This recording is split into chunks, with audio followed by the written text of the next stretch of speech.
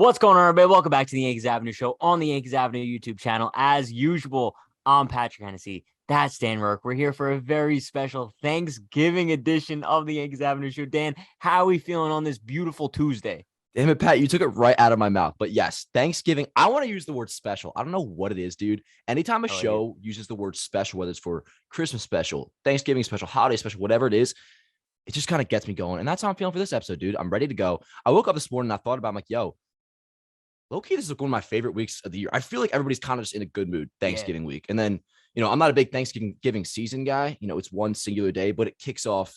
You got Black Friday the next day, big into that. Christmas season, my favorite time of year. It's not a thing anymore, though. Like, I hate to interrupt you. Black Friday is not really a thing. Like, I went to the mall today, which is Monday, and every single store, had Black Friday sales already. Like, you know what I mean? Well, you're not at risk of getting jumped anymore, like waiting in lines, I don't think. But the deals are still but it's fire. not a one-day thing anymore. I don't order on. No, but they do have the special deals. If you want to get the best deal possible, you best go in on actual Friday. Like I was walking through Target today and they had some TVs laid out for $200, 50-inch. But I know if I want to get the best deal possible, go in that day and it might be $50 cheaper. You gotta know how to do this thing, Pat. It's a profession almost. All right, Dan. Well, listen, we're speaking of Black Friday sales, right? You know who could be a Black Friday sale on the free agent market? We're talking about Cody Bellinger. One of your best transitions yet, by the way. Go on. Thank you. No, it was kind of solid. Thank you. Only 3 years removed from an MVP season. I mean, it's kind of weird because I feel like Judge and Bellinger kind of came up just about the same time, right? And they kind of took MLB by storm around the same time. And now seeing the Dodgers non-tendering Cody Bellinger, he's a free agent now after being disappointing, I guess, since 2019, right? 2019 was his last really good year. After 2019, yeah. And he was all right in 2020, but it was more so 2021 and 2022. He's been ass. Yeah, a huge fall from grace. And now I guess you could kind of ask the question, as we do with every free agent on the market, should the Yankees take a chance on the 27-year-old center fielder? Dan, I'll give my input on this first, just because I will. Sorry. It's been 5 minutes since I talked, but it's all good. I don't see any reasoning as to why Cody Bellinger would make any sense in New York. I feel like we're not really in a situation where we need outfield depth. I'd much rather bring back a Benintendi or go after, I don't know, anyone besides Cody Bellinger. Pat, my answer is very, very simple, and it is absolutely not. And I like Bellinger. Last year I threw out the idea of maybe do a swap of Gleyber for Bellinger, because at the time it was Gleyber coming off a down year, Belly coming off just one down year. Maybe, switch up the scenarios a little bit and it'll work out. Now, though, 2 years of not even just regressing to league average offense, he's been really bad, dude. 2021 had a 47 WRC plus. Do you realize how bad that is?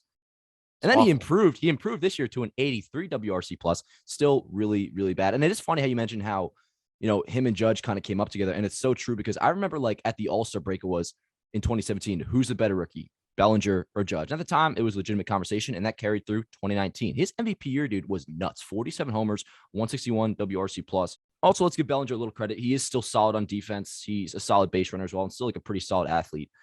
But yeah, dude, the Yankee offense is not in a state to be taking on reclamation projects. I will say though. No, finish your point, Dan. No, I didn't have that finished my point, Pat. Please interrupt me again. No, because I was gonna say, because this is something I'm super passionate about. Let's say the Yankees didn't have Harrison Bader, this would be a conversation I'd be willing to discuss. You know what I mean? But it's the Yankees have their center fielder on lock. No, but it's not even just that, because if you really wanted Bellinger or saw fit, then all right, he becomes your left fielder. That's fine. But dude, it would almost feel like signing up for Joey Gallo again. You can't bank on getting anything from him offensively. And like I was saying, the Yankee lineup's not in a state where you can risk that. You really can't, especially when, the other left fielder options are Andrew Benintendi. There's Masataka Yoshida from Japan, a couple of options as well. Michael Brantley, Brandon Nimmo. So, if there were no other better alternatives, maybe that's where I would kind of consider it. But I'm good on Cody Bellinger. I hope he does well, though. Good dude. I'll always hold a place in my heart. Remember his interview after entering 2020 after the Astros shit? He blatantly said he was Altuve stole an MVP from Judge. And I was hell yeah, Cody. He reminds me a little bit of you. Why? He has stoner vibes. I never said that. Yeah, you're the one who said that. So just moving on here. Per Andy Martino of SNY, known Yankees lover, right? The Yankees have requested medical information on Jacob deGrom, meaning that they could be in the market for the Mets ace. Now, first of all, we all know Andy Martino, right? I mean, I take most of what he says kind of with a grain of salt. But are you buying this, Dan? Do we think that the Yankees have any chance? Well, not only any chance, but do you think that this is like a legitimate possibility that Jacob deGrom could end up in the Bronx? I honestly, no, I don't think so. And let me say, requesting medicals, like, it really doesn't mean all that much. Like, that's not saying they're necessarily going to pursue him or not. But no, I mean, if you've been watching my content this offseason, you know I don't want to add really any money pitching wise. But if we were, dude, like, I wouldn't want to give it to a 34 or 35-year-old Jacob deGrom when you have Carlos Rodon, who's 5 years younger. And look at the money that it's going to cost. First of all, deGrom apparently is going to be getting or looking for at least 35 mil a year average annual value. Probably would be a shorter deal than Rodon. You're probably looking at about 3 years for deGrom. Like I said, about 35 mil a year.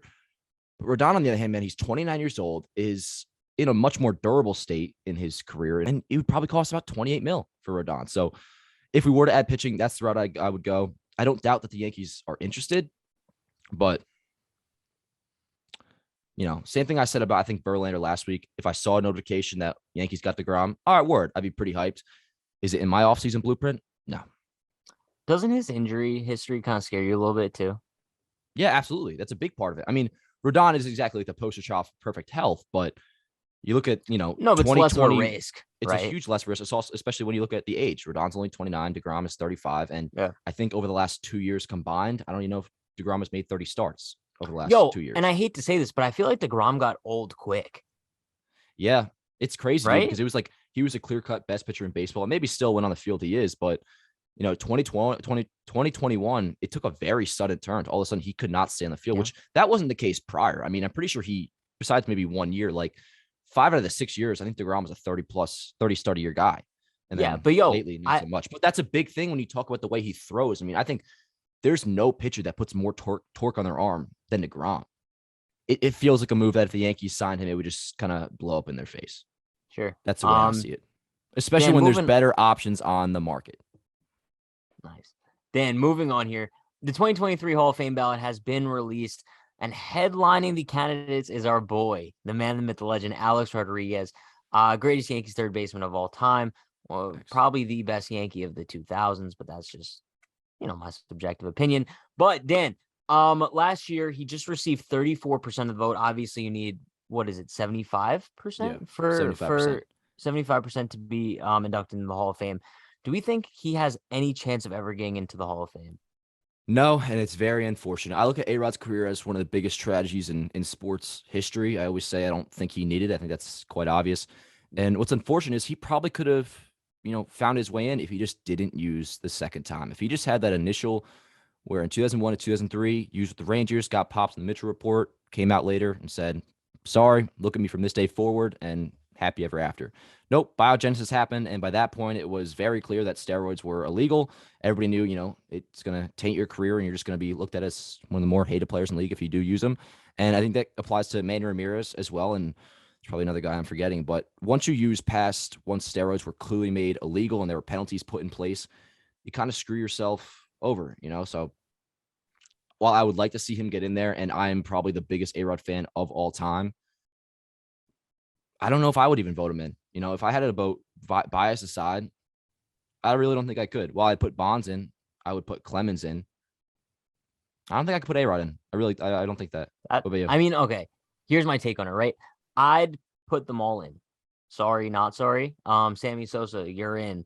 Manny Ramirez, you're in. Because the way I'd go in terms of Hall of Fame voting, I would simply look at numbers. You know what I mean? I really wouldn't look at steroids. I wouldn't look at positive tests. And sure, I guess it's maybe a bad way to go about it, but that's just the way I'd go about it, right? Because the way I'd view it is, as long as they're on the field, the numbers that they're producing, that's what should count.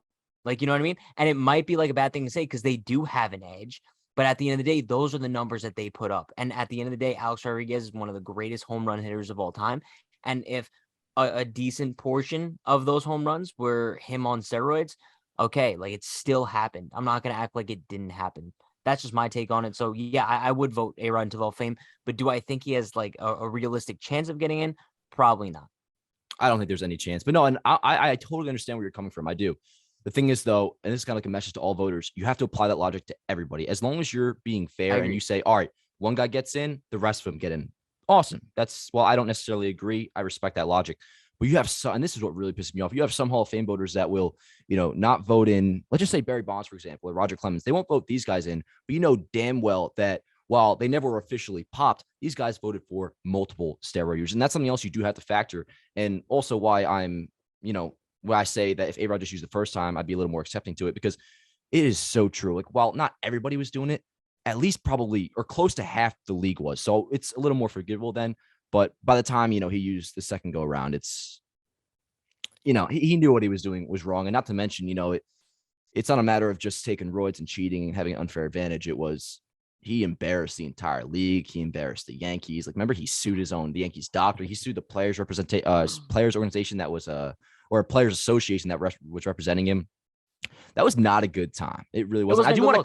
No, it wasn't. I want to clear something up though, about when A-Rod used the only documented steroid use. And I want to make this clear to the people at home who say A-Rod used his entire career, or that the 09 championship is tainted. No, the only documented steroid use is 2001 to 2003 with the Texas Rangers, and then biogenesis from late 2010 to 2012.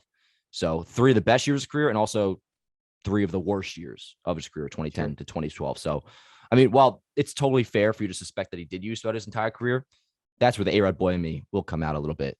He only used about 5 years in his career. And could I say one more thing about A-Rod? I want to bring up your tweet from a couple days ago when you mentioned that like you would love to see like an A-Rod type documentary, like the same style that they did for the captain. I said this like when the captain was kind of like first debuting. I was like, I would have loved to see something like this about A-Rod, just because I think it would be so much more riveting in the sense of like, and that's not a knock on Jeter, right? Like I like Jeter, but he was never like my guy. But it's like we know the Jeter story, right? Like we know the perfection, we know the winning, we know like we know Jeter's story. We know. I feel like A-Rod, there's so much stuff that's just like still needs to be uncovered, and so much stuff I would love his perspective on, and so much stuff I would just love to see like some behind the scenes footage of, because it's definitely there. Like there's definitely like some behind the scenes footage of stuff that went on during that time period, and I would just love to see it because I think it would be riveting, bro. Dude, it's not even just like, the behind the scenes footage. And this is the big part of it. You only do it if A-Rod, and of course you don't actually know if he'll tell the truth, but you need him to be like, it has to be almost like a tell-all documentary series. That's the way I look at it, because, what else is left to be told? It's his side of the story, and while we may have gotten some inner details here and there, it's so much better if you were to hear it from himself. And there's no reason for him to not want to do it. 1, it would roll in absolute dough. 2, it would only help his image. I mean, the longer you don't tell your side of the story and own up to it, I mean, not that he hasn't owned up to it, he obviously has, but he hasn't really gone in depth to it. I feel like it would only make him look better. And yeah, with Jeter, I loved the captain. I really did. But I hear what you're saying in terms of like, there's really not much of a plot there. It's all perfect. Like when I sent that tweet out, I think I said like, I consider A-Rod to be the most fascinating player in baseball, whatever. And somebody said, oh, really? Not Aaron Judge? That surprised me. I'm like, no, because Judge is perfect. What story is there to tell? And it's the same with Jeter. Not so much the same, but it's so different when you talk about A-Rod, because it's kind of like a Hollywood movie almost, man. I mean, I almost look at it for my Star Wars fans out there. A-Rod is the Anakin Skywalker of the baseball galaxy. He really is. Was one of the top prospects in baseball. Everybody loved him, to the most hated player in baseball, and then kind of saved his image towards the end. I mean, 2015 was one of the greatest years of baseball that I ever got to watch, the renaissance of Alex Rodriguez. And whether it was the bad moments, the high moments, the whatever, everything he did, bro, just always had like a Hollywood feel to it, a dramatic feel to it. It always felt like I was watching something out of a movie. Bro. Everything. I mean, one of my favorite A-Rod moments of all time is 2009. Yankees are struggling. The big bad Yankees, who were just put $500 million in free agency, 13-15 without A-Rod. A-Rod comes back, and what does he do? The very first pitch, it's a 3-run bomb into the left field seats in Camden Yards, right into the fans that were waving steroid foam fingers at him in left. And the Yankees go on to win the World Series. He has one of the greatest postseasons of all time. So there's so many things to tell with A-Rod, and dude, that has to happen. I was trying to wonder, what should they call it? What should they call it? The A-Rod documentary. But what should it be? I haven't thought of it yet. I was actually. I thought you had get your insight. No, I was thinking like, they could do the forgive, but that's more of like a T-shirt thing. That's not like a. I don't know what exactly. No, it would have to be something dramatic as hell. But let's move on. No. Per John Morosi of MLB Network, the Yankees have reached out to international free agent Cody Bellinger. I think that's how Sounds you about pronounce right. it. I like that. Yeah. But yeah, I try. Who is one of the best starting pitchers coming out of Japan? Dan. Um, I mean, I know we had a little short conversation. I think it was last episode talking about like Japanese pitchers, Japanese players coming over, and kind of like how we would feel about it. Because it is, if you look back in history, it's a super, I would say, pretty low risk, but also like major potential reward there. It's like you could either like walk out of it with like a Masahiro Tanaka or like a Kei Igawa, right? Yeah. So how would we feel about the Yankees kind of going this route if they were to improve their rotation? Because they probably wouldn't be spending as much money as they would going after like a Carlos Rodon, right? Yeah, so let's say knowing ahead the Yankees are gonna put money into the pitching staff. I wouldn't be against it. I mean, his numbers in over at Japan are really, really good. I mean, a 1.94 ERA in 22 starts this year, has a career ERA in 11 seasons of 2.42. His stuff, I've kind of watched a little bit of his highlights today. Fastball that touches 100 miles an hour, has I think a decent slider, decent cutter, but his forkball, bro. I'll throw a little bit of some of the clips in the B-roll here. It's pretty nasty, man. It really is. He's 29 years old, I believe. So if you could get him, a big thing too is he's just an official international free agent. So there's no posting to be involved here. There's no like 20 million you have to pay to the Japanese team. There's no draft picks you lose or any sort of compensation. No, just as if he's a free agent in the major league pool and you just straight up sign him. So with that said, I think he's not going to get like a Tanaka deal. No, he's not going to get, I don't think he'll get 20 mil a year. Maybe 15 over 4, 15 over 5. So what would that be? I mean, it's like 90 mil over 4 or That 105 might mil be a over little bit 5. more, honestly, than I was You even think? thinking. Yeah. How much did you have in your mind? I don't know. I was thinking like maybe this is like on the low end. I was thinking like 12, 13 mil. Well, by the way, my math is totally off. I just thought 15 million over 5 was 105 No, it's million. 60. It's That's 60. 75 million. No, it's So not. Bro, no, it's not. 15 15 times times 4 is not 5. 75. No. 15 times 5. 4 times 15 is 60. But I'll forgive 15 you because I times did 5 is mention 70. 15 times 5 is 75. Whatever. Point is, I'd be down for that. I think I really would be, especially because he's not some. You're right. Of course I'm right. What else is new? Right. It's the Yankees Avenue Show. If it were like 32, 33, nah, I'm good. For 15 mil a year, though, a 29-year-old who's probably the best pitcher in Japan right now, I wouldn't be against it, dude. I really wouldn't. Especially, dude, he would probably be our number 4 starter, and that would push Frankie Montas back to the 5th. What do you do with Herman? AAA? Oh, Herman's on somebody you got to like rearrange roster decisions around. He's an awesome 6th starter, actually. I think he's an awesome 5th starter. Sure. Like no, probably I mean, the best I'm 5th starter down in for baseball. Relax. Let's No, not go that far. Bro, no. This is you being Domingo Herman fanboy, bro. You get way too crazy. I'm the furthest thing from a Domingo Herman fanboy. But what I'm saying is name a better 5th pitcher in Major League Baseball. Okay, let me just see who the Astros have on their staff right now. Let's just see. Okay, well, that's a cheat code. But either way, for real, I don't even know who it is, bro. But like, you really want to have this conversation right now? Listen, no. No, who's their 5? I don't feel like going. Oh my god, do I actually have to look it up? You know, I said I wanted to keep these shows shorter, and you're making me look up things on Google right now, bro. Holy shit, dude! Luis Garcia is the Astros 5. No, he's not. Yes, he is. We didn't even see him in the ALCS this year, meaning he is their number 5. All right. Well, okay. Wait, that's okay. That's if they get he's a top Verlander 3 back, 5. So I was going off 2022. Regardless, and we're getting off track here now, but I am so cool penciling in Herman as our 5th starter. We know that. Like our pitching staff is set in my mind, but pushing Montas back to the 5th, I can't even say his name. What is it? It's getting Senga in the 4 spot and then Herman down to the 6th starter. 15 mil a year, dude. Sign me up. I'm down. You know what else I'm signing up for? What? Thanksgiving dinner, Dan. Yeah, let's Moving go. on to topic number 5 here. Come on, let me say something real quick. Yo, drop down in the comments below if you're a fan of that little pumpkin graphic I put up in the bottom right.